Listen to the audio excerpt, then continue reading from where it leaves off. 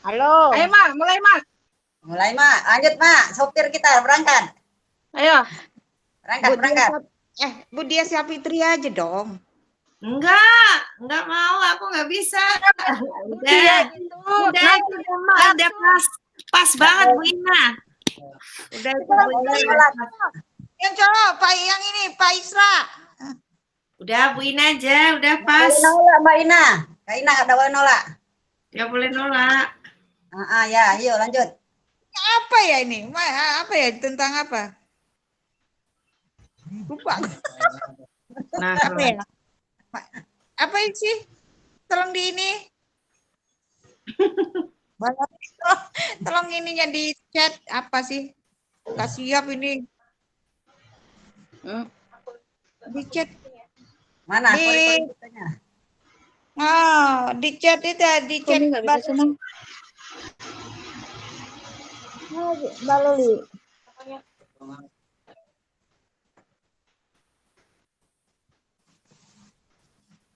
Dulu ya. Tentang information professional in the distribution era. Itu aja. Academic and practitioner perspective. Kayaknya bukan itu judulnya. Kok jadi ganti? Bukan itu loh, judulnya macam-macam sih. Gimana sih bukan itu, kok ngeyel? Keren loh Mbak judulnya. Judulnya keren nih sih, nggak tahu dah. Sudah saya tampilkan. Silakan, Mak. Nggak kelihatan nggak?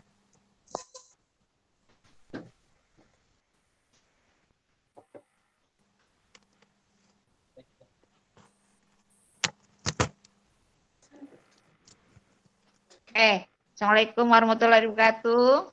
Waalaikumsalam warahmatullahi wabarakatuh. Selamat malam. Kali ini kita bertemu lagi di webinar 3 dengan tema information profesional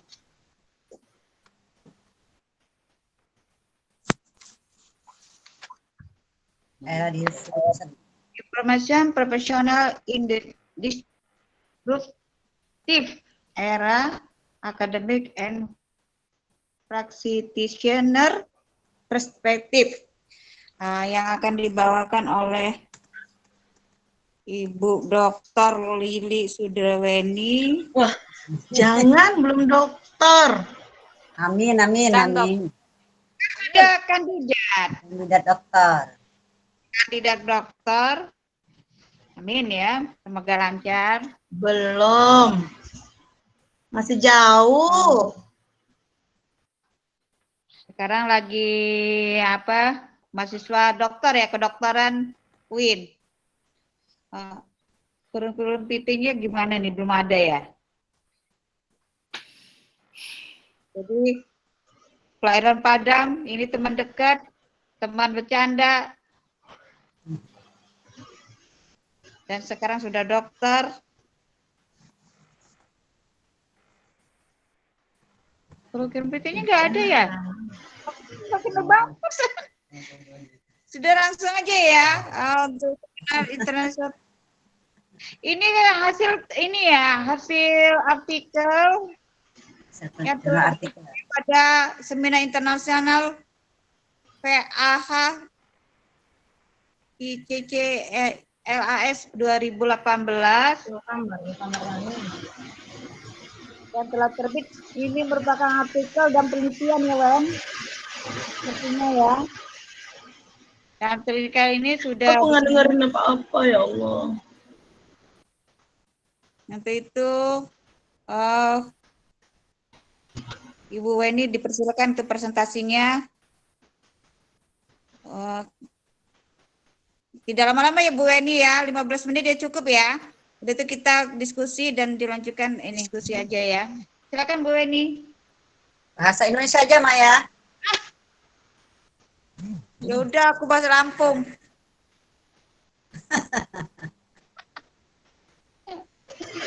Aduh hujan, aku pindah posisi dulu ya, hujan. Aku pindah ke nggak kedengeran suara hujannya kan kencang, bentar. Pindah kemauan. Ada dan sih. Kalau nak bunda sini nak. Yang berisik nak. Yang berisik nak.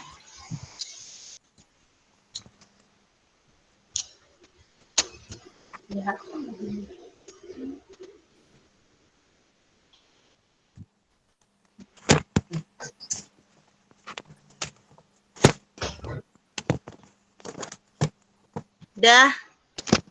Udah. Udah pindah? Udah. Pindah ke Win. Sudah dimulai ya, Bu? Iya dong, makanya nggak buru ya. Dah. Udah ya, Bu? Saya langsung ya. 15 menit, Wan. Jangan lama-lama. Oke. Assalamualaikum warahmatullahi wabarakatuh. Waalaikumsalam. Ini sebenarnya ini memberanikan diri aja ya di depan para pakar. Belum sebenarnya gitu, tapi karena ini berbagi aja, kemarin pada prinsipnya adalah kita berbagi apa yang sudah kita lakukan, dan kebetulan ini memang artikel sudah pernah dipresentasikan pada International Conference ICLAS 2018, dan artikelnya sudah terbit di Atlantis Proceeding.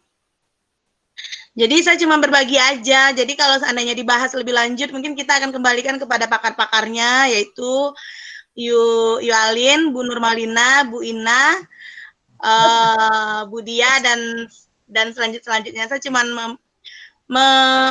cuman berbagi aja atas apa yang pernah kami teliti. Saya berdua dengan Bu Fahmarianti, kebetulan beliau juga alumni UI, senior kita. Kebetulan dosen UIN juga. Jadi temanya itu intinya adalah bagaimana tenaga profesional ini bisa bertahan di era disruptif ini. Jadi ketika kami melakukan penelitian, informannya juga tidak jauh-jauh dari orang UIN. Ini hanya sekedar penelitian kecil-kecilan ya. Nanti untuk lebih dalamnya mungkin bisa dilanjutkan. Kemarin yang menjadi informan kita itu 2 dari akademis dan 2 dari tenaga profesional, pustakawan.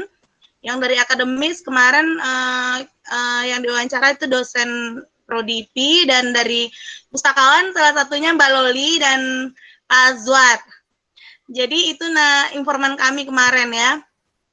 Jadi di latar belakangi sekarang di era ini semua sudah serba digantikan oleh mesin. Jadi bahkan ada isu yang menyatakan bahwa profesi pustakawan itu untuk akan datang itu akan bisa hilang, bahkan menjadi musnah gitu.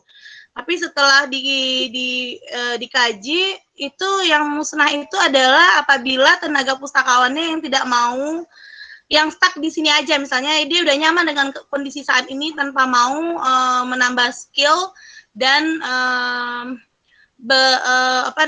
seiring dengan perkembangan. Misalnya saat ini TIK yang sedang hitnya, artinya pustakawan harus melihat bahwa TIK itu adalah peluang untuk seorang pustakawan bisa bertahan di era ini.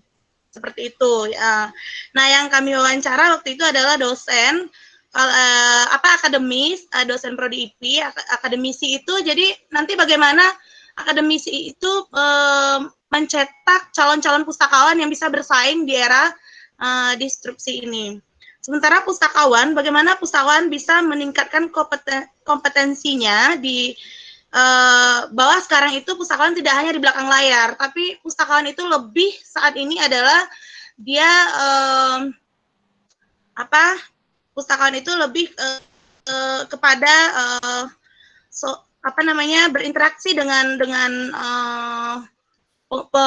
pemustaka, bagaimana pustakawan itu bisa menjadi fasilitator, menjadi inspirator, menjadi motivator dan sebagainya. Jadi sekarang pustakawan itu tidak hanya di belakang layar, tapi pustakawan itu bisa langsung menjadi konsultan bagi pemustaka. Itu yang diharapkan untuk di era disrupsi ini. Jadi kalau lebih lanjutnya mungkin tentu pakarnya yang lebih tahu ya, seperti Yu Alin dan Bu Ina, karena beliau memang yang ada di perpustakaan. Tapi seperti yang kami simpulkan dari bacaan dan dari hasil penelitian kecil-kecilan kami, jadi pustakaan itu memang harus bisa meningkatkan kompetensi diri, baik bagaimana dia bersosialisasi dengan pemustaka, berempati kepada pemustaka. Jadi bagaimana bisa memenuhi kebutuhan pemustaka dengan menjadi fasilitator bagi pemustakanya. Sementara untuk akademisi, bagaimana akademisi itu nanti bisa menyediakan kurikulum atau RPS-nya untuk mencetak pustakaan masa depan. Untuk lebih lanjutnya mungkin bisa nanti dibaca aja artikelnya. Seperti itu.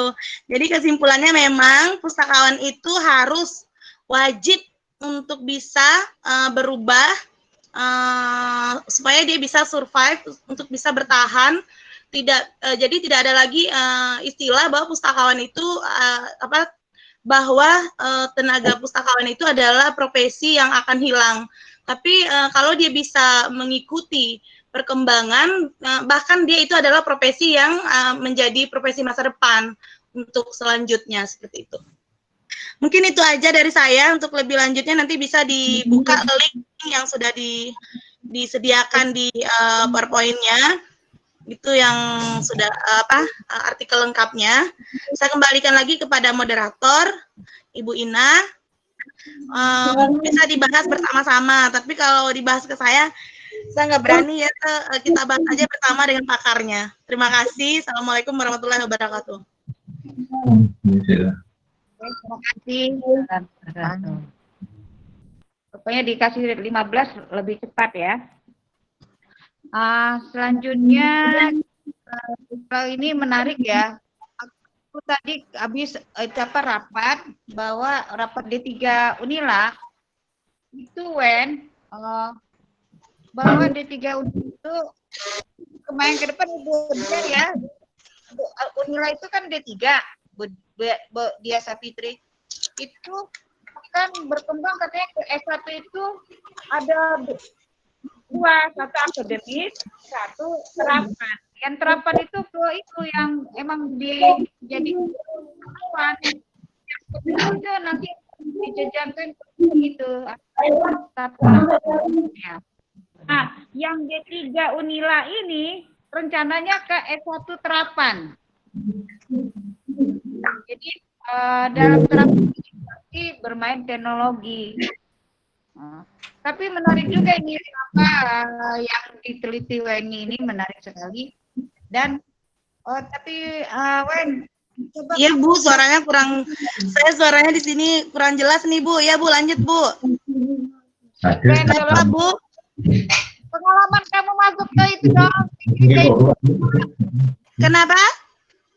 Pengalaman kamu presentasi di itu yang itu diceritakan juga dong. Kita mau tanya juga yang itu. Pengalaman presentasi waktu di acara Ijlas itu. Ya. Oh iya. Pengalaman yang seperti apa nih Bu? Yang pasti waktu itu saya deg-degan.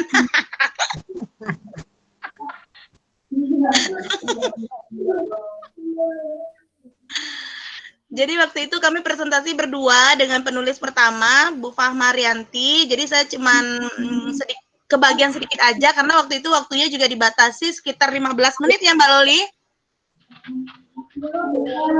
Berapa menit sih waktunya waktu itu Mbak Loli? 10 menit ya? 15 menit? 15. Ya, 15 menit. Jadi waktu presentasi ya saya gugup. Tapi karena berdua, dan waktu itu kita diskusinya dibagi berkelompok. Ya, seperti itu sih, Bu. Pengalaman yang mana nih, Bu? Yang mana lagi? Harus berbahasa Inggris. Iya, jadi saya presentasinya bahasa Indonesia aja. Cuman ada beberapa yang memang ada bahasa Inggrisnya juga. Tapi pas bahasa Inggrisnya saya dibantu oleh Bu Fahma Rianti. Jadi nggak bahasa Inggris semua kok Bu, karena orang itu kan paham juga. Karena kita kan acaranya di Indonesia, jadi ya udah bahasa Indonesia aja. Gimana kata kegiatannya, saya. Wan? Sebenarnya gini, memang salah satu untuk bisa bertahan di era disrupsi ini adalah bahasa juga. Itu juga salah satunya ya. Tantangan juga buat kita, termasuk saya utamanya. Itu tantangan sekali. Jadi tapi dengan arti lain, kita harus tetap percaya diri juga dengan bahasa kita gitu. Jadi ada ya di pengalaman di kampus ada seseorang yang kalau ngomong selalu pakai bahasa Inggris gitu ya. Akhirnya dicekin juga. Yang maksudnya kalau bukannya kita nggak mau bersaing tidak mau mengembangkan diri dengan bahasa, tapi ya jangan keterlaluan begitu. Artinya kita tetap mencintai bahasa kita dengan arti kita harus tetap juga membuka diri dengan bahasa asing seperti itu. Tapi saya sendiri juga masih tantangan nih Bu. Sampai sekarang belum lulus nih TOEFL-nya. Ya Mbak Loli, kalah tuh Mbak Loli nih, keren nih, langsung lolos TOEFL-nya, langsung bisa promosi dia. Hebat. Ini ada Tuh Pak tuh yang udah lolos TOEFL-nya tuh, keren dia, 550 dia. 620 dia, 600. Lanjut, ada yang tanya, ini Loli nanya apa enggak ini ya? Enggak ya? Pak Saib menanya, Pak Saib. Jadi kalau menurut Bu Alin di perpustakaan tuh sekarang gimana? Kan kalau dulu identik pustakaan itu harus ngerti nih klasifikasi, katalog, harus paham populasi.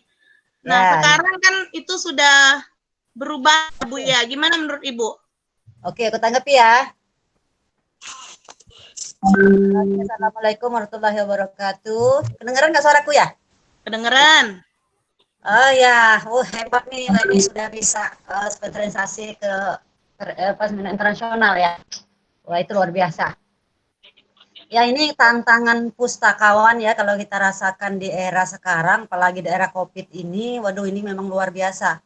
Sekarang kan apalagi kita work from home, kayaknya kalau kita nggak mengerjakan apa-apa di rumah, ya kita kayak Iwina kata Kak Ina itu ya, makan kaji buta. Tapi ini nggak bakal terjadi kalau sebenarnya kita sudah dibekali dengan TI ya. Kita bisa share ke berbagai pemustaka kita, jurnal e-jurnal atau e-book ya. Ya ini jadi tantangan kita pustakawan ini untuk kedepannya memang semakin berat. Apalagi sekarang katanya ada istilah blended librarian ya. Blended librarian atau pustakawan bauran. Jadi pustakawan bauran ini pustakawan yang menggabungkan keahlian dan keterampilan tradisional dengan keahlian teknologi ya, dan juga kemampuan merancang pengajaran berbasis TI. Nah ini kayaknya berat sekali. Jadi dia harus menguasai keterampilan tradisional seperti yang kita pelajari itu kayak klasifikasi, pengatalogan ya. Dan kedua dia juga harus menguasai TI. Dan ketiga harus bisa merancang, ikut merancang atau ikut bergabung dengan tenaga-tenaga pengajar di prodi. Nah ini jadi ada tiga yang harus pustakawan ini miliki di zaman sekarang ini. Karena kalau kita sekarang hanya memiliki keahlian tradisional, hanya bisa mengetalog, hanya bisa ini kita yang di belakang layar tadi. Nah zaman sekarang kayaknya kita akan ketinggalan ya. Nah ini juga mungkin blended librarian ini kalau sekarang kan saya termasuk juga Yuina dan teman-teman yang lain mungkin sudah pustakawan yang sudah senior ya. Nah mungkin ini tantangan bagi prodi. Nah bagi prodi bagaimana caranya menciptakan tenaga-tenaga atau calon-calon pustakawan yang dibutuhkan di zaman sekarang. Kalau kami ya sudah, kalau kami sama Yuina sudah lewat mungkin ya. Udah. Belum lewat. Jadi mungkin ini tantangan bagi prodi ini. Bagaimana caranya mencetak generasi-generasi calon-calon pustakawan di era disrupsi ini, di era 4.0 ya. Nah ini tantangan juga. Nah ini jadi kalau kita lihat memang tantangan pustakawan ini luar biasa berat ya. Luar biasa berat karena dia juga ada tiga peran blended librarian ini, peran sebagai manajer, peran sebagai mediator, dan juga peran sebagai edukator tadi. Nah, tiga ini yang harus dimiliki. Nah, itu mungkin tantangan ke depan. Kalau kami yang sudah senior ini, ya mungkin mengalir seperti biasa, air biasa saja kali ya. Nah, ini mungkin tantangan bagi prodi-prodi bagaimana caranya menciptakan pustakawan-pustakaan ini. Mungkin itu dulu tanggapan dari saya. Silakan yang lainnya. Iya benar apa yang dibilang Yualin tadi. Jadi klasifikasi itu harus digabungkan dengan TIK-nya gitu. Jadi kita benar-benar harus menguasai juga yang tradisional itu, yang konvensional seperti itu, tetapi harus digabungkan dengan kondisi saat ini. Jadi kalau itu dihilangkan itu juga nggak bagus juga. Jadi memang kalau dulu harus paham klasifikasi aja, katalog aja. Kalau sekarang enggak. Jadi paham klasifikasi, katalog, dan bagaimana katalog dan klasifikasi itu ada medianya untuk mempermudah pekerjaannya. Seperti itu ya, Yuk, kira-kira. Ya, betul. Nah, terus bahkan katanya menurut buku yang literatur yang kami baca, bahkan pustakaan itu kalau sudah seharusnya menjadi inspirator juga. Inspirator maksudnya di sini bagaimana pustakaan itu bisa mengajak pemustakanya bisa mempunyai kreativiti dan sebagainya. Jadi dia juga sebagai inspirator. Memang tantangan pustakaan zaman sekarang itu berat sekali. Dan lebih berat lagi seperti yang bilang tadi, lebih berat lagi PR bagi prodi bagaimana dia bisa mencetak orang yang akan bekerja di situ. Ya, seperti itu kira-kira ya, Yuk. Nah, itu ada Pak Azwar tuh pakarnya. Oke, silakan. Bagaimana pendapat Pak Azwar? Ayo kita minta pendapatnya. Ya, kemarin kita sempat juga ya Pak Azwar ada semacam RDK, kita membicarakan juga pengembangan dari prodi ilmu perpustakaan untuk menjawab tantangan pustakawan masa depan ya Pak Azwar. Benar nggak Pak Azwar? Ayo Pak Azwar, keluarkan pendapatnya.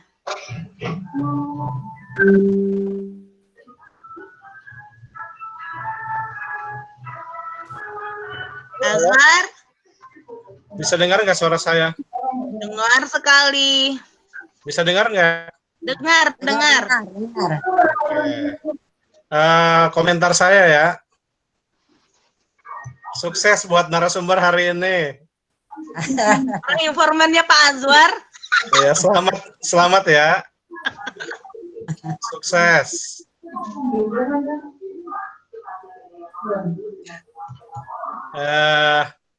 Ya, saya sepakat tadi dengan yang disampaikan oleh narasumber dan Bu Alin juga dan kawan-kawan yang lain. Mohon maaf saya telat ini. Lagi banyak yang dikerjain ini ya. Banyak proyek dia. Ya, paling saya cuma ingin nambah aja sih. Kalau sekarang kan kita mungkin lagi sibuk dengan revisi kurikulum ya, mungkin yang dosen, profesi dosen kan. Revisi kurikulum ya, Pak Sohib ya. Bagaimana kurikulum kita itu menyesuaikan dengan kondisi zaman saat ini yang terus berubah ya. Apalagi saat ini ada konsep Indonesia Merdeka kan, yang dicetuskan oleh Mas Menteri ya kan, dan itu ternyata juga tidak mudah ya untuk diterapkan ya, karena menuntut adanya kolaborasi yang luar biasa, adanya integritas kolaborasi dengan pihak-pihak di luar kita, dan itu bukan hal yang mudah ya, seperti itu.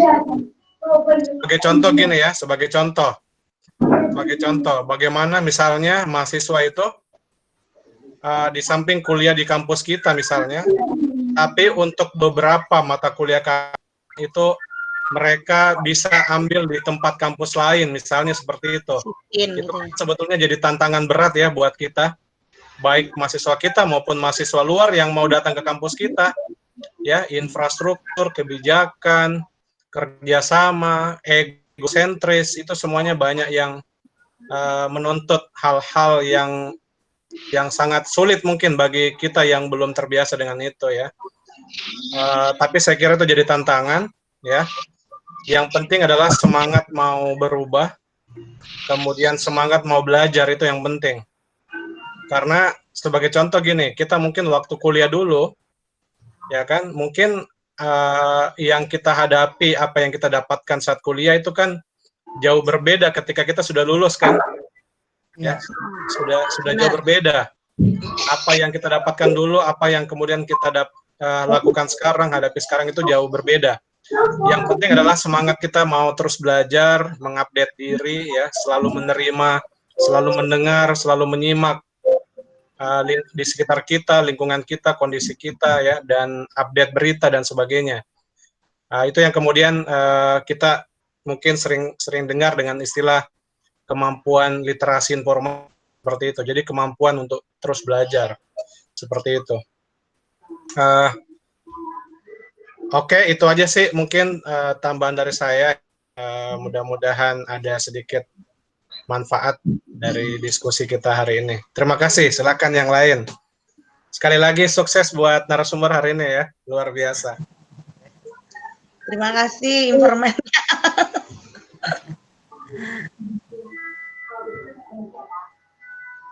Gimana dari Lampung, dari UI, mana pendapatnya nih Bu Dia?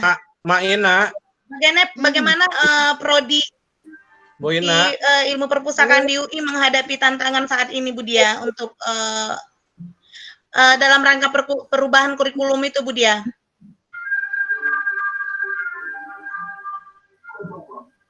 Bu Ina, saya hadir loh ya.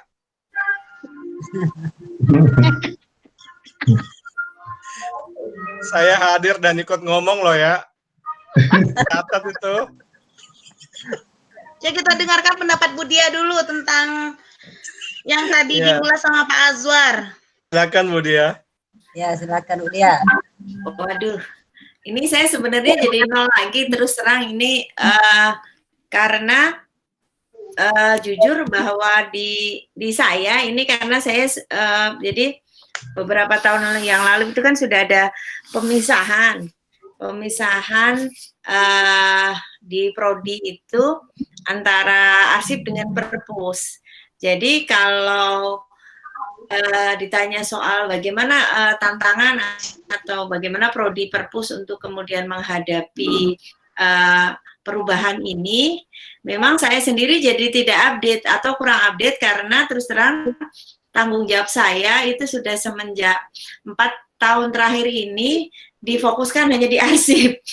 Jadi saya tidak berani untuk kemudian memberikan pendapat lebih lanjut lagi karena terus terang memang sudah 4 tahun terakhir ini saya bergesernya ke arsip. Tapi secara garis besar bahwa terjadi perubahan yang luar biasa pada saat memang dari segi layanannya, teknologinya, dan memang yang paling diutamakan adalah bagaimana sumber daya manusia siap menghadapi. Ini saya jadi bukan dari kacamata prodi perpustakaan ya, ini hanya dari kacamata saya sebagai bagian dari Sivitas Akademika UI yang kemudian melihat perubahan yang sangat luar biasa, terutama di perpustakaan, di layanan perpustakaan. Yang kalau kita ketahui pada saat kita masuk di MIP itu mulai proses penggabungan ya, kalau dulu masih ada perpustakaan FIB yang di Gedung 7 itu semuanya sekarang sudah digabung ya. Jadi di perpustakaan hanya perpustakaan pusat saja yang ada di UI itu yang di dekat sebelah masjid itu dari segi fisiknya. Kemudian dari segi layanannya juga sudah sangat berkurang karena yang pertama adalah layanan kalau dulu kita datang ke perpus untuk kemudian mengakses koleksi jurnal dan sebagainya, semuanya sudah di remote. Bahkan dengan SSO, kalau kita sekarang dari rumah, dari fakultas masing-masing juga sudah bisa mengakses terutama jurnal. Dan ini kemudian yang sangat mempengaruhi tingkat kedatangan mahasiswa atau sivitas akademika lain yang ada di perpustakaan. Sehingga kalau dulu kita sering kenal ya Pak Pur ya, kita datang untuk kemudian literasi informasi menanyakan sesuatu dan sebagainya, sekarang sudah agak jarang sekali, bahkan sudah akhirnya perpustakaan yang digunakan adalah kegiatan-kegiatan lain. Jadi untuk kemudian fisik, untuk datang meminta buku dan sebagainya itu sudah sangat berkurang. Atau jadi kegiatan-kegiatan lain yang kemudian sudah arahannya sudah tidak hanya kemudian karena apa? Saya tidak usah datang ke perpus, semua layanannya sudah terpenuhi, termasuk peminjaman elektronik buku dan sebagainya. Sehingga ini sangat mengurangi tingkat kehadiran untuk secara fisik ke perpus, tapi secara informasi, secara apa di kedatangan untuk kemudian mengakses jurnal, mengakses buku dan sebagainya itu tidak berkurang, bahkan mungkin bisa jadi lebih. Sehingga apa arahannya adalah bahwa sekarang pustakawan, kalau saya lihat ya secara umum di perpustakaan itu arahannya bagaimana mereka bisa mengelola informasi-informasi yang ada kemudian ditampilkan untuk kemudian sesuai kebutuhan masing-masing, itu yang arahannya mereka lakukan. Jadi kalau kemudian perpindahannya perubahannya seperti itu. Kemudian dengan layanan jurnal, itu layanan jurnal. Kemudian kalau layanan misalnya seperti koleksi-koleksi karya tulis dari laporan TKA, skripsi, tesis, disertasi dan sebagainya, itu sekarang ada beberapa, bahkan ada beberapa fakultas yang kemudian kalau kita lihat kalau misalnya di universitas lain itu layanan untuk koleksi literatur kelabu atau yang kita biasa tesis, disertasi dan sebagainya itu bisa free, semuanya bisa. Kalau di UI sekarang bahkan kebijakan per fakultas masing-masing. Itu juga yang kemudian karena apa? Karena terkait kebijakan masing-masing yang itu menjadi karena terkait dengan data-data yang dikeluarkan. Itu juga menjadi bagian dari kebijakan yang dikeluarkan oleh UI. Tidak semuanya kemudian free kemudian masuk di jadi kan karena mahasiswa boleh tanda tangan diizinkan atau tidak, mungkin itu juga jadi hal yang kemudian sangat-sangat berubah, sangat-sangat terjadi perubahan yang sangat besar di layanan perpustakaan dan juga mempengaruhi SDM-nya. Jadi ketemu langsung dengan pustakawan itu sudah semakin jarang, tapi ketemu secara tidak langsung itu selalu. Bahkan sekarang misalnya dari anggaran, segi anggaran pun juga yang menjadi prioritas sekarang adalah anggaran untuk koleksi jurnal. Dan juga hal lainnya adalah yang menjadi prioritas lain adalah bagaimana kemudian teknologi bisa sangat membantu. Selain langganan jurnal juga penguatan terhadap akses internet yang ada di kampus, karena itu juga sangat mempengaruhi. Mungkin itu yang perubahannya. Jadi kalau misalnya datang ke perpustakaan UI ya mungkin secara fisik ya tidak terlalu banyak berubah, tapi yang berubah adalah bagaimana sistem layanannya, terutama layanan secara digital. Mungkin itu Bu Weni yang sedikit saya bisa berikan gambarannya. Iya, mungkin juga memang seperti itu saat ini ya, Bu Dia. Jadi itu memang kalau sekarang tuh kalau dulu perpustakaan tuh lebih tempat pada sirkulasinya lebih ramai. Kalau sekarang jalur sirkulasinya tergantung jaringan.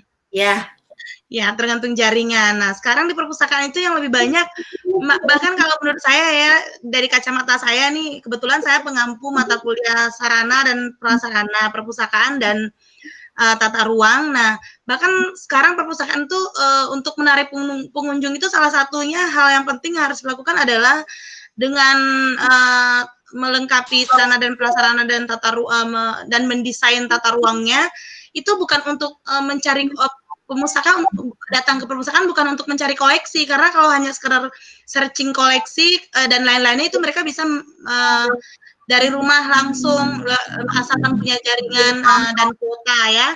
Tapi sekarang orang datang ke perpustakaan itu sekarang hanya buat santai, buat menulis, mengerjakan skripsi. Jadi lebih ke situ, berdiskusi, bahkan buat hiburan, misalnya nonton bareng, karena misalnya ada perpustakaan yang menyediakan teater mini kayak di UI kan ada ya. Ya. Jadi lebih ke situ saya lihat sekarang perubahan perpustakaan. Inovatif pustakawannya juga harus membaca hal seperti itu. Karena sekarang pemustaka kalau datang ke perpustakaan yang lihat dulu ini view-nya bagus nggak ya, terus langsung cekrek, terus nanti langsung masuk ke medsos. Nah itu juga peluang yang harus dibaca oleh pustakawan sebagai media promosi kalau menurut saya. Jadi itu nanti kalau mereka udah cekrek nanti larinya pasti ke medsos. Nah, itu yang harus lebih dibaca lagi. Jadi orang berkunjung ke perpustakaan itu sekarang bukan untuk mencari koleksi, tetapi lebih kepada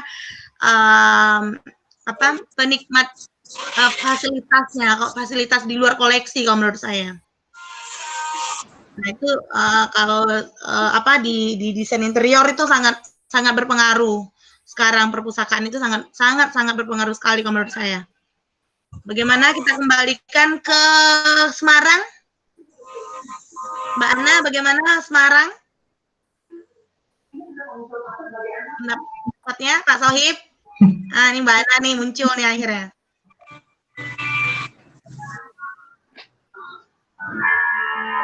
Mbak Ana. Sorry, sahabat barusan makan. Ya, nggak bagi nih kabur. Iya, betul. Kalau di Semarang ya, Ben ya. Kalau saya kan memang nggak berkutat di bidang akademisi, saya hanya di perpustakaan pure ya. Karena kalau di kami itu kan belum ada jurusan ilmu perpus. Cuman ada jurusan MPI itu manajemen pendidikan Islam yang di dalamnya banyak sekali mata kuliah perpustakaan, tapi terutama untuk praktek. Ada kan di situ kan ada banyak dosen, ada beberapa dosen ilmu perpus. Jadi ini memang kami dari pustakawan belum hanya Pak Miswan yang diminta untuk ikut ngajar. Yang lain memang kita berkutat sekali dengan kegiatan-kegiatan di perpustakaan. Cuman memang mungkin budaya mahasiswa antara Jakarta dan Semarang itu beda ya. Kalau di Semarang itu masih cinta sekali dengan perpustakaan. Jadi ada pandemi seperti ini sering WA, Bu kapan buka ya. Padahal kita mengikuti kebijakan dari rektor bahwa di kampus itu tidak boleh ada mahasiswa masuk gitu kan. Hanya pegawai-pegawai yang bisa masuk itu pun dengan izin dari pimpinan. Kalau hari-hari biasa itu memang nggak tahu kalau di UI saya juga di UI, di Undip yang di bawah Kementerian Dikti itu biasanya memang perpustakaannya bisa terlihat nyaman, tenang gitu ya. Tapi kalau di perpustakaan di bawah Kemenak kayaknya terutama di Unwari Songo ini ya yang biasa saya lihat itu seperti pasar tumpah gitu loh. Apalagi kalau hari Senin, terus setelah hari Minggu libur itu hari Senin itu mesti ramai sekali. Jadi sehari itu bisa setengah hari dari jam 8 sampai jam 12 itu bisa 1000-an mahasiswa yang sudah masuk. Berkunjung ya, yang berkunjung belum tentu itu pinjam, tapi berkunjung itu bisa lebih dari 1000, apalagi hari Senin itu biasanya lebih. Dan sehari itu bisa 2000-an lebih mahasiswa yang datang. Nah, padahal kita juga sudah banyak melanggan jurnal-jurnal itu, terutama jurnal internasional ya. Meskipun juga jarang sekali bisa, kadang dosennya aja juga jarang yang akses itu karena kita sudah sering mensosialisasikan, sudah memasang banner di semua prodi fakultas-fakultas, tapi tetap saja mereka kayaknya agak kurang tertarik, mungkin karena kendala dengan tadi bahasa tadi. Jadi mereka agak tidak tertarik karena bahasanya bahasa asing semua, mereka agak kurang tertarik sehingga mungkin banyak yang mengakses kayak jurnal dari Kemenak itu yang Moraref itu ya. Moraref atau di UAJ dan sebagainya itu yang sebagian dosen-dosen masih ya banyak yang bisa mau mengakses itu. Tapi kalau yang kayak Emerald terus kemudian dan sebagainya itu mereka jarang yang memanfaatkan. Meskipun kita sudah sering mensosialisasikan terutama kepada mahasiswa baru yang mengikuti kegiatan PBAK itu untuk pendidikan pustaka itu kan sering kita sampaikan dan kita juga sudah beri caranya di buku panduannya itu sudah lengkap sekali di dalam buku panduan. Tapi mereka juga memang tidak dan sedikit sekali yang memanfaatkan itu. Mereka lebih cinta datang untuk ketemu pustakawannya dan ketemu buku-buku di perpus. Sehingga ketika pandemi seperti ini mereka kayak kehilangan sekali. Dan kita pun juga jadi bengong, biasanya ramai sekali, sekarang jadi sepi kayak kuburan gitu loh di perpustakaan itu. Tidak nyaman seperti yang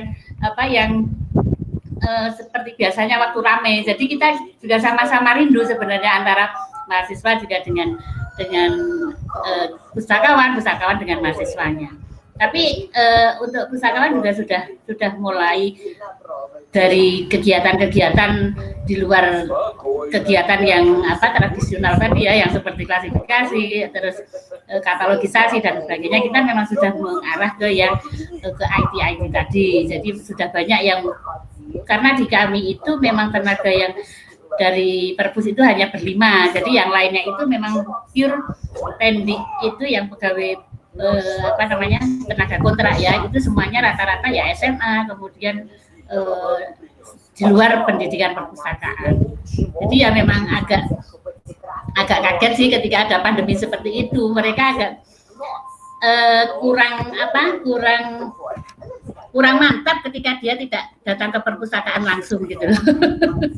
Padahal kita sudah menyebar semua flyer-flyer tentang alamat-alamat yang kita bisa diakses dari perpustakaan kita, dan itu sebenarnya banyak sekali. Apalagi kan kita juga ikut ada yang punya WA aktif, terus kemudian Sahuni dan sebagainya. Itu kan banyak sekali yang share informasi-informasi tentang link-link untuk bisa diakses di rumah ya. Jadi kita ya sering menyebar ke mahasiswa, tetapi ya karena mahasiswa itu kayaknya nggak puas kalau nggak datang melihat buku gitu loh. Jadi ya sampai kita akhirnya sekarang mulai melanggan itu ya e-book ya, Gramedia. Kemarin kita baru ketemu dengan Gramedia untuk melanggan itu, tapi ternyata kayaknya harganya agak lebih mahal dibanding yang dengan buku. Jadi mungkin kita nanti menggunakan buku. Sekarang sudah ada tapi hanya beberapa kurang dari 100 judul buku. Jadi jarang sekali mahasiswa yang mau mengakses itu. Cuman kita mengarahkan untuk mengakses yang dari Perpusnas, kemudian yang dari I-Jateng itu juga ada dan bisa diakses. Cuman saya kurang tahu, mereka itu agak kurang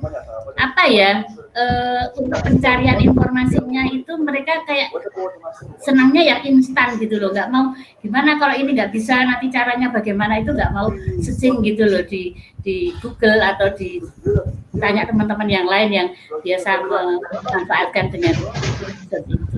Nah, kalau untuk pustakawan sendiri sebenarnya kalau pandemi seperti ini lebih nyaman di rumah ya. Bisa banyak sekali pekerjaan-pekerjaan yang bisa dikerjakan di rumah. Beda dengan tenaga kependidikan yang selain pustakawan itu kalau bekerja di rumah itu dia nggak ngapa-ngapain. Tapi kalau kita yang pustakawan bekerja di rumah, kita bisa mengerjakan mulai dari upload skripsi, kemudian sunting bibliografi dan sebagainya, itu kita bisa melakukannya di rumah, itu lebih nyaman gitu.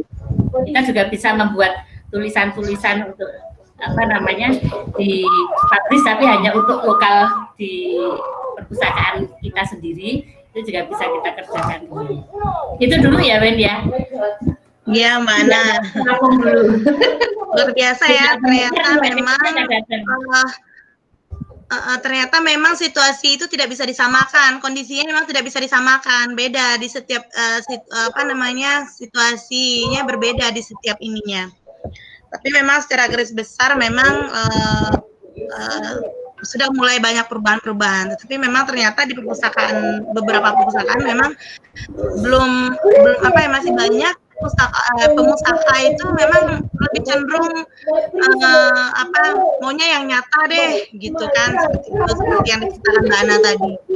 Seperti itu. Jadi memang tidak sama kondisinya di setiap perpustakaan. Gitu kira-kira ya Bu Ina. Aduh, sayangnya kayak gitu.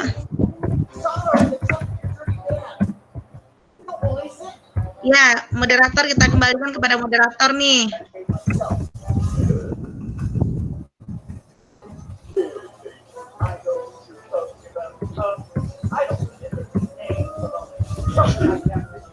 Bu Ina suaranya jangan di unmute.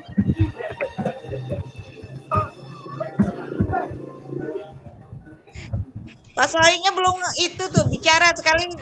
Pak Sohib dulu. Nah, Pak Sohib, bagaimana pendapat Pak Sohib nih sebagai akademisi? Ini suaranya apa ya, Pak? Maaf ya, saya tadi terlambat. Kelupaan saya kalau hari ini ada pertemuan dengan kawan-kawan semuanya. Kebetulan Benny yang membawa narasumbernya ya.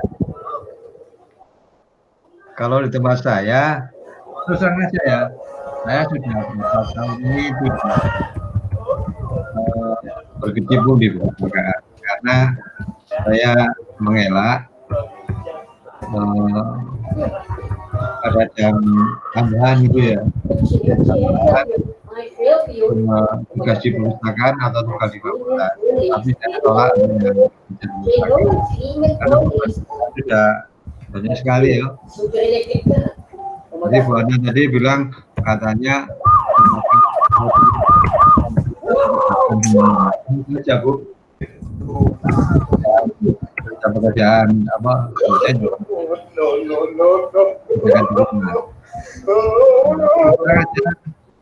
Kalau di fakultas itu ada namanya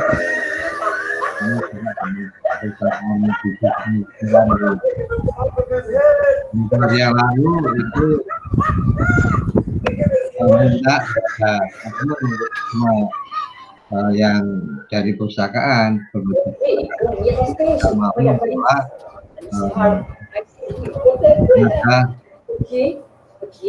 perpustakaan fakultas, tapi saya tidak bisa berjalan. Sini Kak Bunda, Kalau bisa sekarang saya itu sudah berat sekali. Maaf, di mute suaranya. Ini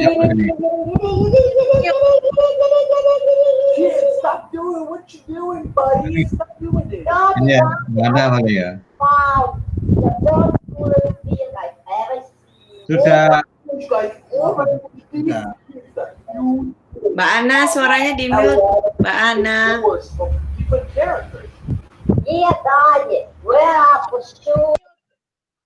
Anaknya punya anak ya. Jadi gitu ya teman-teman.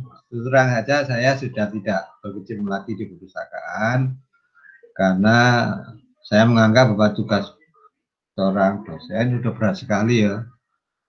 Katanya Bu Ana tadi kalau tenaga pendik ya pekerjaan bisa dikerjakan di rumah, sama saja dosen juga gitu, cuma bebannya aja yang tidak sama itu ya.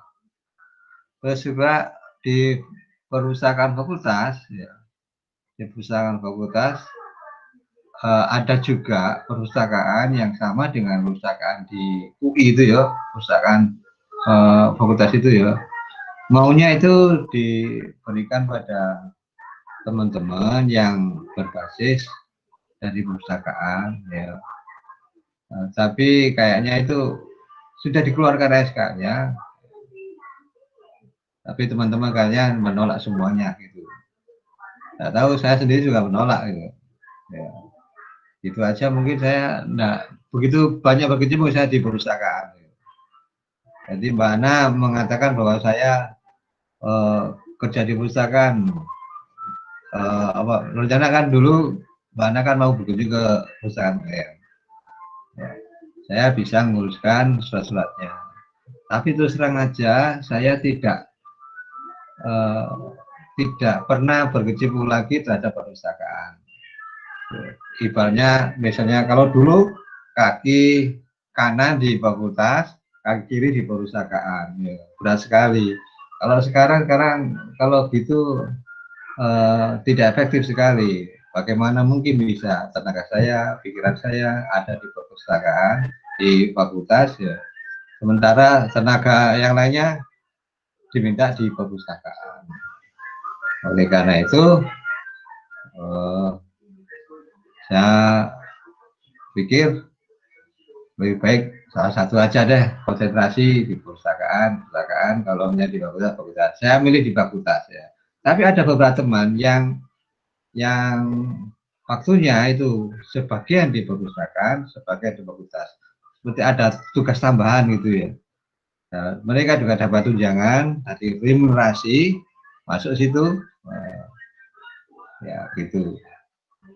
Mohon maaf ya, Mbak Ini ya, saya enggak begitu banyak memberikan masukan-masukan seperti hanya seperti Mbak Ana di perpustakaan.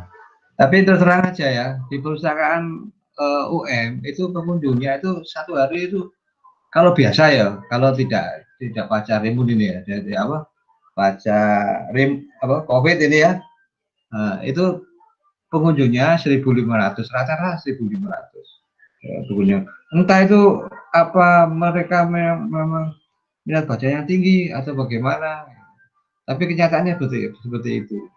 Pengunjungnya sangat luar biasa sekali. Oke. Demikian ini dari saya. Assalamualaikum warahmatullahi wabarakatuh. Waalaikumsalam warahmatullahi wabarakatuh. Wen, setahu kalau itu yang ini kan kebanyakan perpustakaan akademis. Pak, Bu. Ini kan yang kamu neliti sampai perpustakaan sekolah enggak? Perpustakaan sekolah cakep-cakep loh, Wen.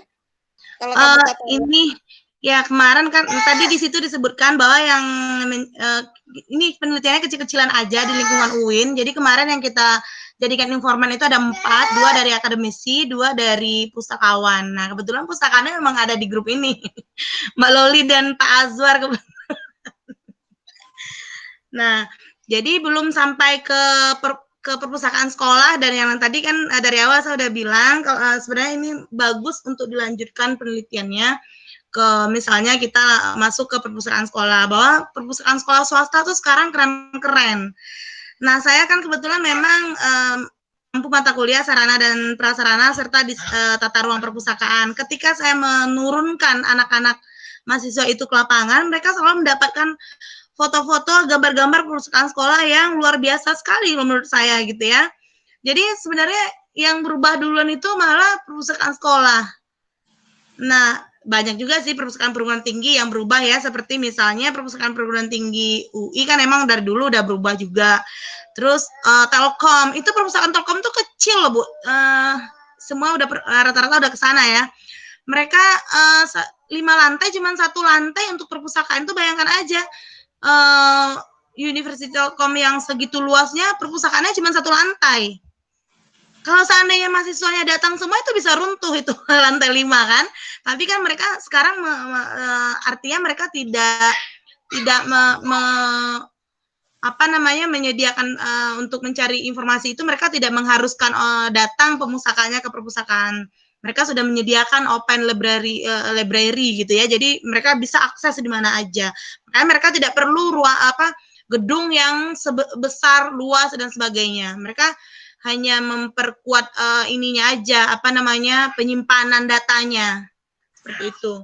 Nah, tapi kerennya perpustakaannya itu kan mereka memang mendesainnya tidak seperti perpustakaan kebanyakan. Mereka mendesainnya memang seperti kafe-kafe yang bagus-bagus, tempat-tempat hangout anak-anak muda gitu. Mereka mendesainnya seperti itu. Jadi yang berkunjung ke sana tuh mereka tidak lagi mencari informasi, tapi lebih kepada kebutuhan lain gitu, diskusi, nonton bareng, atau sekedar ngumpul-ngumpul bareng, atau mereka mencari tempat untuk bisa menyelesaikan tugas-tugas kuliahnya.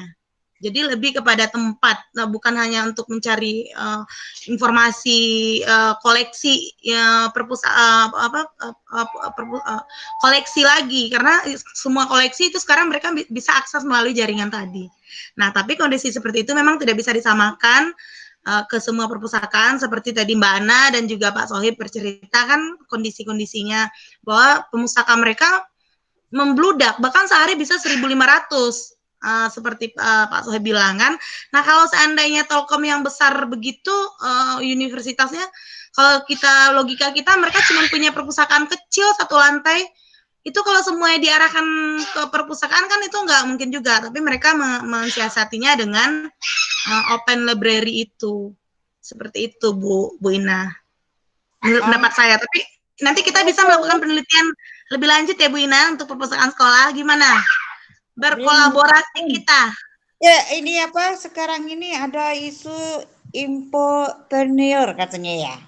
Jadi kayaknya semacam apa jualan informasi gitu ya.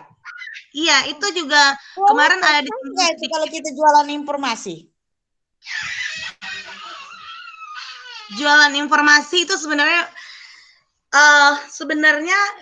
distribusi era itu kan memang diperuntukkan untuk perusahaan-perusahaan yang komersial sebenarnya, Bu. Yang tadinya mereka sudah senang dengan kondisi mereka, terus tiba-tiba berubah, misalnya seperti ada ojek online dan sebagainya, GoFood, GoSend gitu kan. Nah di perpustakaan itu diminta jadi bukan, kalau menurut pendapat saya tapi belum banyak membaca literatur juga tentang itu, Bu. Tapi kalau menurut pendapat saya jualan informasi itu bukan seperti jualan yang kita tangkap, tapi menurut saya membayar jasa lebihnya kepada jasa kalau menurut pendapat saya. Tapi nggak tahu kalau menurut pendapat Pak Farid nih udah muncul, dan ada Pak Abdul juga dari tadi diam-diam aja gitu. Coba gimana? Kalau menurut saya sih jual informasi itu bukan jual informasi komersil seperti perusahaan-perusahaan yang lain atau instansi yang komersil itu, tapi lebih kepada layanan jasa kalau menurut saya, Bu. Gimana menurut Pak Farid nih? Jangan-jangan saya salah lagi nih pakarnya soalnya. Kalau salah dimaafin ya, Pak. Tapi ya diluruskan kalau salah dimaafkan. Bu Dia, maaf ya, mohon maaf ya Bu Dia. Aku kan sering sama Bu Clara itu, Bu Dia. Nggak diskusi. Kirim skripsi, kan skripsi ditutup tuh, khusus luar. Mereka jual itu. Jadi kita walaupun alumni kita jadi modelnya jual fotokopi ya dia mereka. Ya. Berapa itu 500 apa gitu, mahal juga kan gitu. Nah, tapi itu sebenarnya sah nggak ya dalam undang-undang kalau kita itu kan bisnis ya, sama aja bisnis ya. Kemudian ya untuk kesejahteraan si pustakawan itu sendiri, kedua untuk lembaga juga ya. Berapa PIP-nya kan sudah ini. Emang mereka kuliah emang resmi. Ada ininya, tertulisnya. Cuman dari segi hukum gitu ya. Kan katanya boleh kita perpustakaan cari uang. Perpustakaan itu adalah sosial ya sifatnya. Itu gimana ini Bu ini dia. Oke. Baik. Terima kasih Bu Ina. Sependek pengetahuan saya sih Bu, ini berarti dari sana ya Bu, dari Lampung minta tolong dicarikan kemudian dikirimkan fotokopian. Begini, aku cari pas itu kan ada data katalog gitu. Kita ngubungin pustakawannya. Aku minta ini bisa nggak, berapa ini nih? Oh bisa katanya. Ini dikeluarkan nih syarat-syarat biaya-biaya. Gitu. Oke. Jadi gini, ini tapi saya bukan mewakili Perpus ya, hanya sependek pengetahuan yang saya ketahui bahwa kalau di UI sendiri pada saat kita selesai dan kita menyerahkan naskah baik skripsi, tesis maupun disertasi itu kan kita tanda tangan. Tanda tangan bahwa diizinkan untuk dibuka. Yang kedua, tanda tangan bahwa setiap produk akademik yang dikeluarkan oleh UI adalah menjadi milik UI. Jadi sudah bukan milik kita lagi. Jadi kalau misalnya nanti kemudian Bu Ina misalnya mencari tesis saya via perpustakaan, berarti kan memang itu sudah haknya UI yang kemudian kalau misalnya tadi ada biaya fotokopi dan sebagainya, meskipun itu resmi, itu memang sudah menjadi hak dari UI yang pada hal ini diwakili oleh perpustakaan untuk kemudian bukan memperjualbelikan dalam tanda kutip, tapi memang itu untuk misalnya dengan ongkos fotokopi dan juga terkait juga dengan keamanannya. Keamanan dalam hal ini, kenapa sih UI tidak menyebarluaskan semudah saja, dibuka saja via misalnya Garuda ya. Kenapa pakai ditutup gitu kan, pakai halaman per halaman dan sebagainya. Sebenarnya ada satu hal, ini masih diperdebatkan, ini bisa jadi diskusi yang luar biasa panjang, karena sebenarnya ini kalau kita tadi terkait dengan akses, sebenarnya ini posisi grey literatur ini apakah menjadi hak milik yang produk-produk ini, apakah menjadi informasi yang sifatnya umum dan bisa disebarluaskan, atau ini menjadi produk arsip vital bagi organisasi. Ini yang sebenarnya masih menjadi perbincangan yang luar biasa. Saya beberapa saat yang lalu diskusi dengan Bu Luki, yang kemudian itu memperbincangkan, ini sebenarnya ranahnya arsip apa perpus? Kenapa? Oh, ini menjadi diskusi yang luar biasa pasti. Kenapa? Kalau ranahnya perpus, berarti ini kan informasi yang disebarluaskan sedemikian rupa sehingga, ya kan, seluas-luasnya, yang penting diakses oleh banyak orang. Tapi begitu kita masuk ini ranahnya produk yang dikeluarkan oleh sebuah institusi dan menjadi hak bagi institusi, itu menjadi ada yang disebut dengan batasan akses. Nah, karena mungkin kalau saya, karena ini masih di antara ini sebenarnya ranahnya mana, jadi sebenarnya biaya itu sebenarnya sedikit banyak tidak untuk kemudian komersial karena memang dari segi harga juga sebenarnya juga tidak terlalu tinggi, tapi sebenarnya hanya untuk, kalau versi saya sih masih dalam bentuk batasan. Karena ada beberapa universitas ya yang kemudian juga masih keberatan terhadap semua produk-produk akademiknya itu bisa disebarluaskan, ya kan? Jadi nggak semua, seringkali juga ini kok pelit banget sih, nggak mau kasih, karena masih menjadi perdebatan. Karena bisa jadi penelitian ini belum selesai, atau terutama kalau sekarang, apalagi kalau di saya, di kami di vokasi ini sama sekali tidak dikeluarkan, Bu, bahkan. Karena apa? Yang pertama ini, kenapa masih belum ada kebijakan untuk kemudian di-share, ditaruh di perpus, di server perpus sehingga semua orang bisa mengakses nomor satu, terkait juga dengan izin dari pihak industri di mana mahasiswa tersebut magang. Karena data-datanya masih sangat baru, sehingga ini yang kemudian seringkali juga menjadi perdebatan, sehingga kami hanya bisa diakses oleh mahasiswa yang ada di fakultas kami. Itu dan nggak masuk di perpus UI. Ada beberapa fakultas lain yang begitu, dan itu memang akhirnya tidak kemudian tidak semuanya tidak semuanya kemudian menjadi wajib harus dikeluarkan semuanya harus. Nah, ini juga terkait seperti itu, sehingga kalau ini dari sependek pengetahuan saya, batasan harga dan sebagainya ini bukan bermaksud apa-apa, tapi sebenarnya masih dalam tahap bahwa ini sebenarnya masih benar-benar abu-abu. Ini sebenarnya bisa dikeluarkan semua atau tidak. Dan memang kesannya jadi kok pelit ya. Itu sebenarnya ini juga selalu juga ini, tapi ini sebenarnya masalah yang terkait dengan institusi lagi, institusi yang kemudian apakah boleh? Karena apa? Dan banyak hal juga terkait nanti dengan plagiasi dan sebagainya itu yang juga masih menjadi hal yang masih kita perdebatkan, sehingga memang terutama persoalan literatur kelabu ini, skripsi, tesis, disertasi, laporan penelitian ini juga masih menjadi hal yang belum kemudian di-share begitu saja dengan sangat dengan seluas-luasnya, tidak seperti dengan perguruan tinggi lain. Jadi ini masih ada perbedaan pendapat yang luar biasa antara mungkin kebijakan antara satu pimpinan dengan pimpinan yang lain.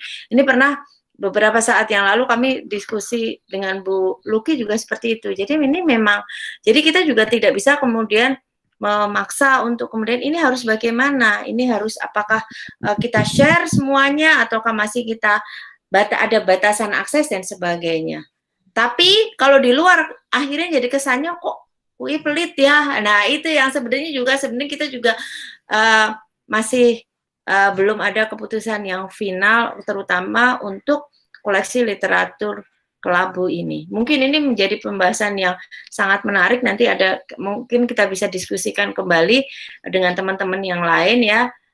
Karena arahannya nanti kita ini perpus, layanan-layanannya sudah bisa online semua. Nah, yang sebenarnya ini yang menjadi kekuatan.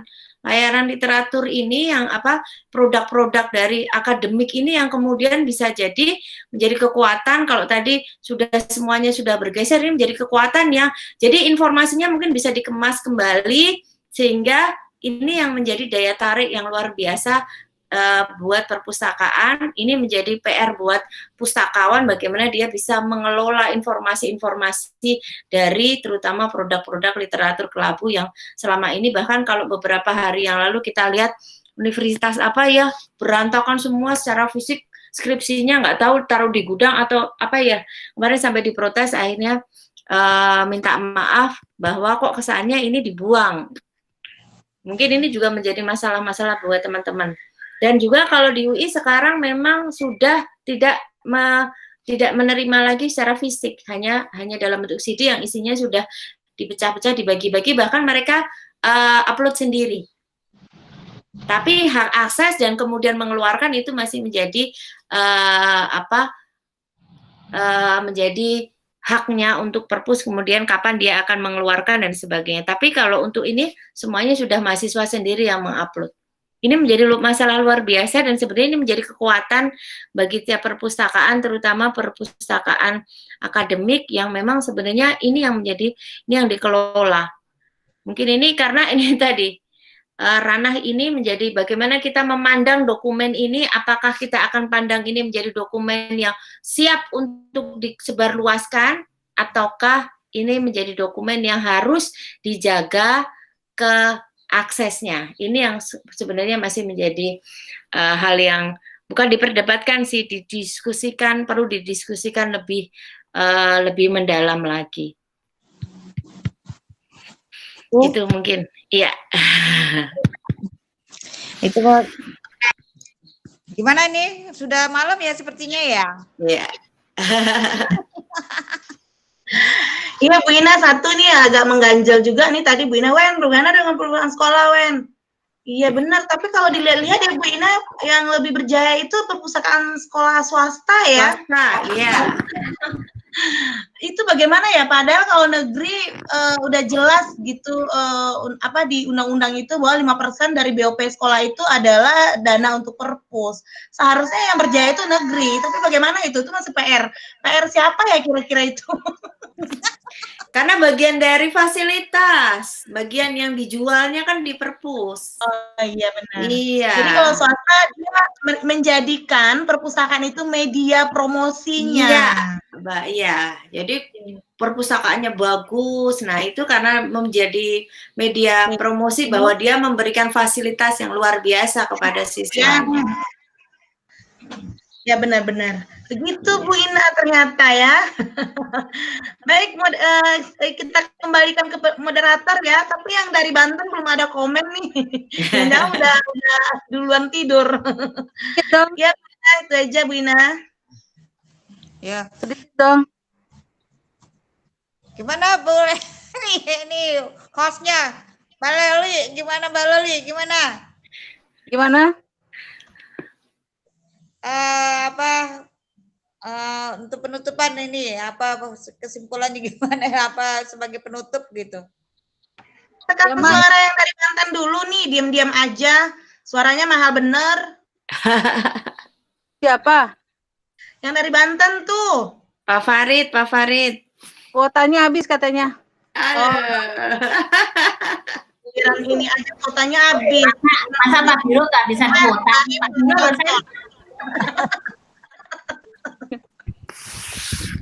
Ya baiklah Mbak Loli, saya kembalikan ke Bu Ina dan Mbak Loli. Ya Mak, simpulin Mak. Tanya yang dibicarain ya. Jadi gimana ya? Nyimpulkan masing-masing. Jadi ke depannya mungkin pustakawan itu lebih kreatif ya, yang benar kata ini dari Palembang. bahwa perpustakaan itu lebih kreatif, inovatif, dan juga ada masukan dari apa tadi saya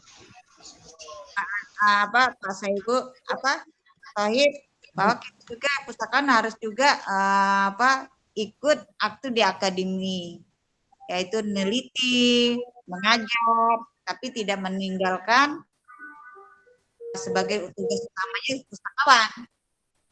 Nah, tugas utama pustakawan yaitu mengolah informasi, bukan mengolah data ya. Sekarang ada bukan mengolah data, mengolah informasi. Jadi mengolah informasi, terus kemudian skill ya Bu, ini Bu Sapitri kemarin juga bilang meningkatkan skill untuk sebagai kita, karena ada perkembangan teknologi, jadi kita harus tidak mau kita harus teknologi. Ini yang belum dipecahkan masalah tadi infopreneur ya Bu Sapitri ya, bahwa kita itu sebenarnya akan ke sana ya, kalau seandainya itu terjadi, bahwa kita bisa jual beli informasi itu bisa-bisa kita mempunyai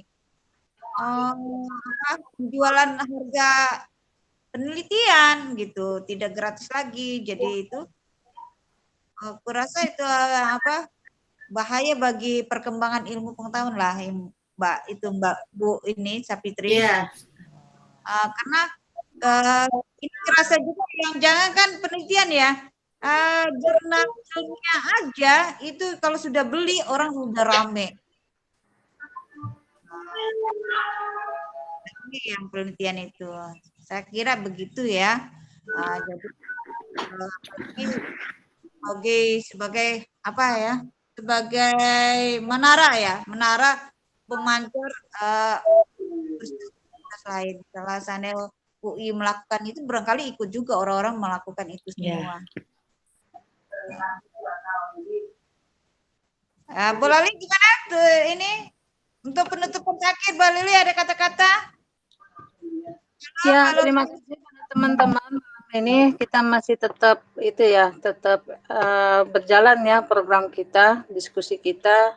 Terima kasih khususnya kepada narasumber Mbak Bu Lili Sudriawini dan juga moderator Maroha Inah Indah Kasih dan teman-teman semua, Mbak Kiai Sohibul Ansor, Mbak Alin, Besan, dan Mbak Diah, dan Kabiro Muhammad Farid Wajdi. Untuk selanjutnya, insya Allah tanggal 31 Juli nanti narasumber kita yang luar biasa dari Depok akan hadir di hadapan kita, membahas insya Allah tentang sertifikasi profesi. Ini suatu hal yang menarik ya nantinya bagi kita, khususnya mungkin bagi para dosen ya, di mana nanti suatu di tiap prodi atau kalau nggak salah ya, saya kurang paham juga, akan mahasiswanya akan ada program sertifikasi gitu Mbak Dia ya, kalau nggak salah gitu ya. Jadi mungkin kita ingin membahas tentang sertifikasi profesi baik untuk kita sebagai profesional maupun baik buat lulusan kita. Jadi nanti kita akan membahas tentang apa itu, kita berkenalan dengan LSPP 1, P2 maupun P3, dan bagaimana nanti kita juga sebenarnya punya peluang untuk kita sebagai asesor untuk mensertifikasi mahasiswa kita, terutama bagi prodi di perguruan tinggi yang sudah ada prodi perpustakaannya. Nanti bagaimana caranya kita jadi asesor yang nanti kita yang bisa untuk membantu mensertifikasi mahasiswa kita, sehingga nanti mahasiswa kita itu lulus tidak hanya mendapatkan sertifikat ijazah, tapi juga sertifikasi profesi. Kalau misalnya yang ada di jurusan perpustakaan, berarti dia nanti setara dengan profesi pustakawan tingkat apa. Nah, itu bagaimana nanti kita, tidak hanya kita yang disertifikasi, tapi kita juga bagaimana kita bisa menjadi asesor. Ada beberapa hal yang nanti sebenarnya ini hanya berbagi pengalaman saja, karena mau tidak mau ke depannya kita juga harus berhadapan dengan sertifikasi profesi itu, baik kita sebagai asesi atau kita yang disertifikasi, ataupun kita kalau kita ingin kita jadi asesor itu bagaimana sih caranya. Jadi supaya kita nanti kita bisa melihat peluang-peluang siapa yang berhak untuk menjadi asesor, siapa yang bisa untuk menjadi membuat atau mendirikan LSP, baik itu P1 maupun P3, kalau P2 itu industri. Mungkin kita sedikit berkenalan saja, supaya nanti ini menjadi bahan diskusi buat teman-teman di mungkin di institusinya masing-masing yang memang belum, nanti supaya bisa kita coba untuk kemudian membuat atau mendirikan atau juga mengusahakan mahasiswanya, atau bukan hanya mahasiswa kita, tapi juga kalau di perpustakaan, pustakawan-pustakawannya.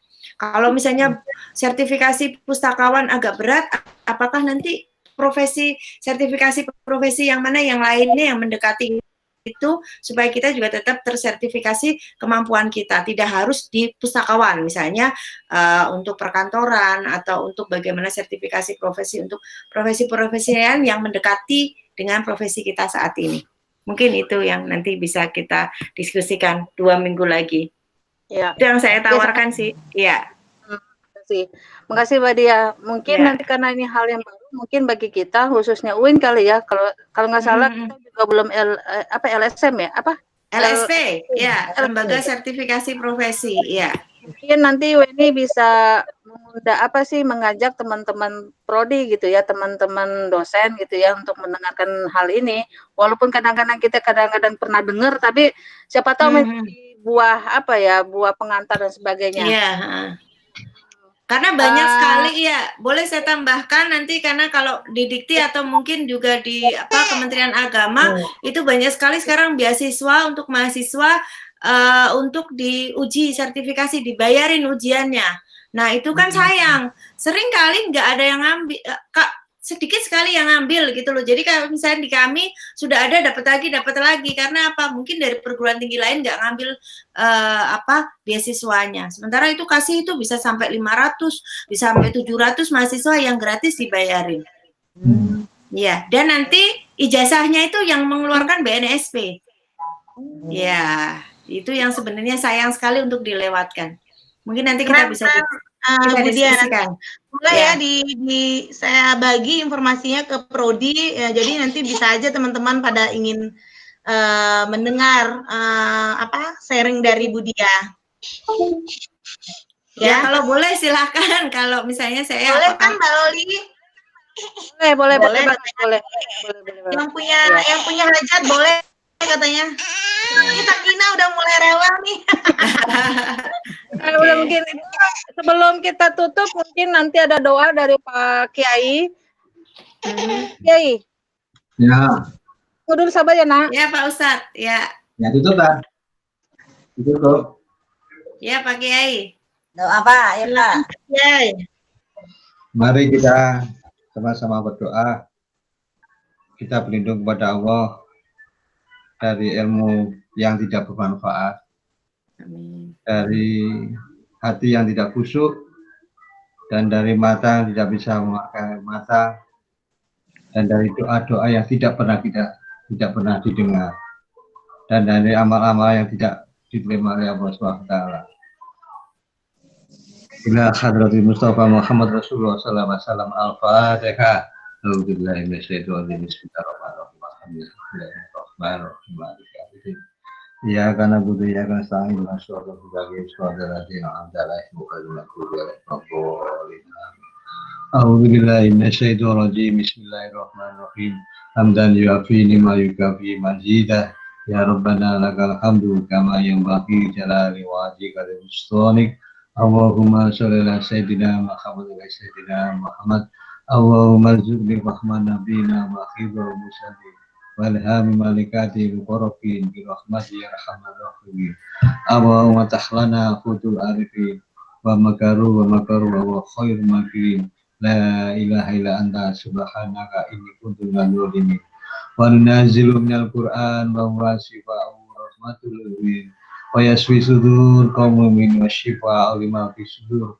Qul huwalladzina amanu wa shifaa wa idza maritu wa yashfin bihi shifaa'un linnas innallaha la yahdil qauman kafirun.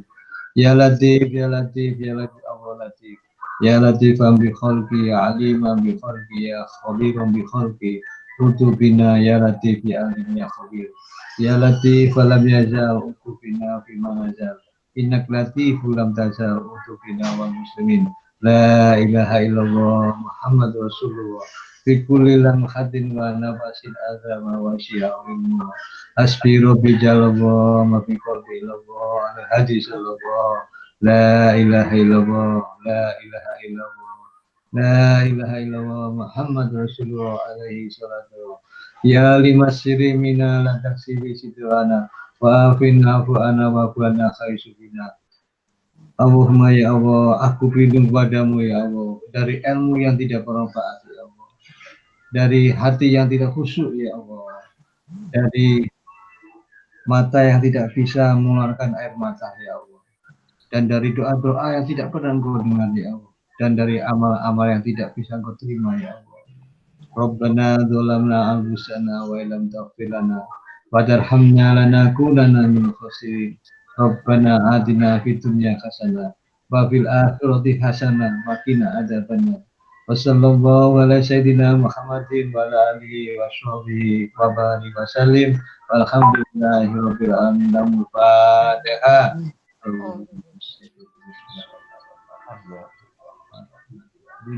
Ya kan Abu ya kan nasta'in.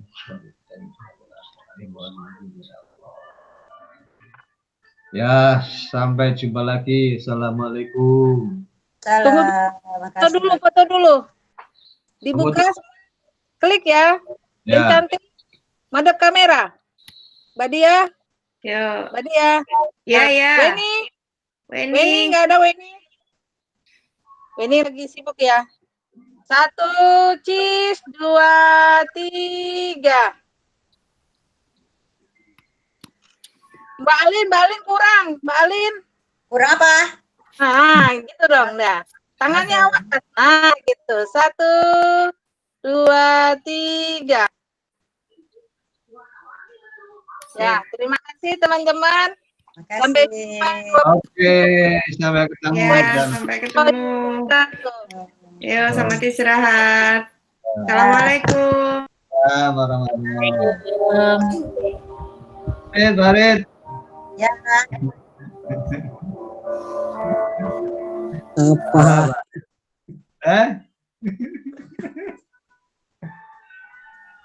Mbak Ana.